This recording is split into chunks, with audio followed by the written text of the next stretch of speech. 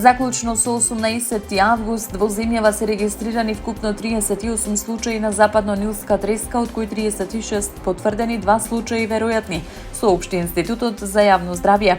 Според местото на живење, 37 од заболените се од Скопје, едно лице од Велес. Од вкупниот број случаи 37 се автохтони, додека еден пациент имал историја на патување во Грција, но периодот на инкубација опфаќа и престој во Македонија. Од заболените, 28 се мажи, 10 жени. Најголемиот број случаи се регистрирани кај лица над 60 години. Во периодот од 12 до 18 август се пријавени 12 нови случаи, како и 3 нови смртни исходи. Вкупно годинава се регистрирани 4 смртни случаи кај пациенти со невроинвазивна форма на западно-нилска треска.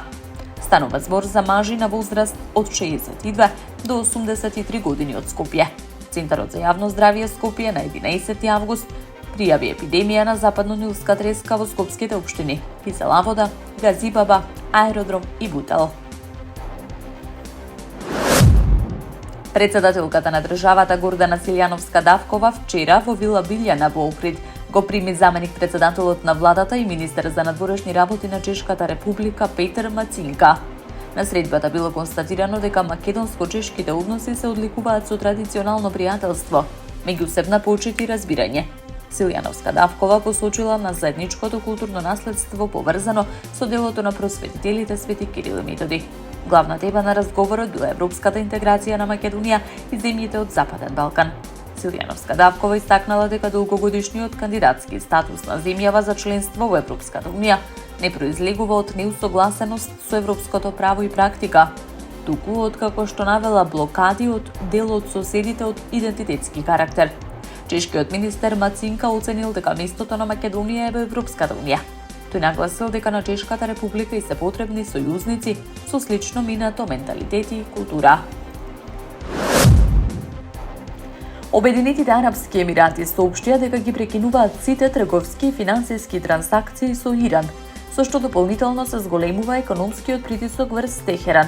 Одлуката е донесена во услови на зголемени регионални тензии. Од Министерството за надворешни работи на Обединетите арапски емирати велат дека мерката е поврзана со активности кои го загрозуваат регионалниот и меѓународниот мир и безбедност. Потекот следува откако емиратите го обвинија Иран дека истрелал балистички ракети кон нивна територија и дека напаѓал емиратски нафтени танкери кои минувале низ Ормускиот еснец. Иран ги негираше обвинувањата за ракетните напади. Обединетите арапски емирати и Иран со децении имаат значајни економски и трговски врски. Дубај долго време е еден од главните трговски центри за Иран.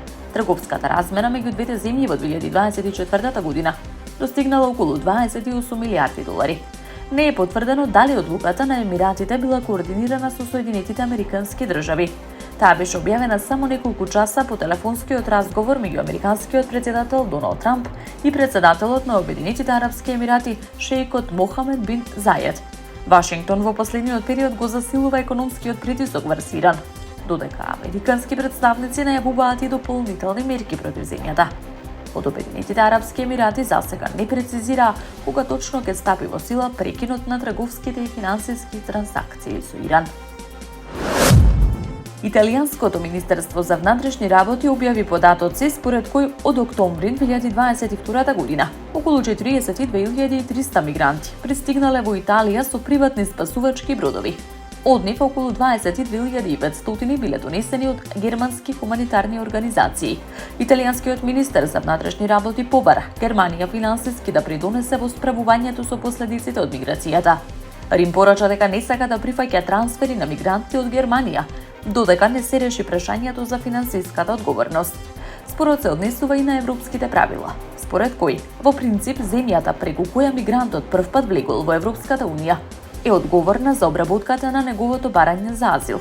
Италија и Германија продолжуваат со разговори за изнаоѓање заедничко решение, додека италијански представници дополнително ги критикуваат приватните спасувачки организации кои учествуваат во спасувањето мигранти во Средоземното море.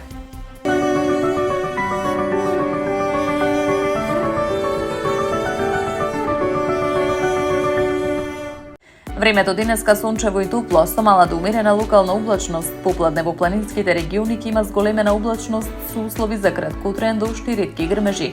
Ке дува слаб до умерен ветер од северозападен правец. Минималните температури ќе се движат од 12 до 20, максималните од 30 до 38 степени.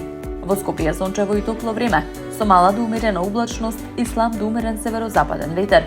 Минималната температура ќе се спушти до 17, максималната ќе достигне 37 степени. В сабота наместа се очекува нестабилност со засилен ветер, пороен дожд и грмежи. За време на викендот, дневните температури наместа ќе надминат 40 степени.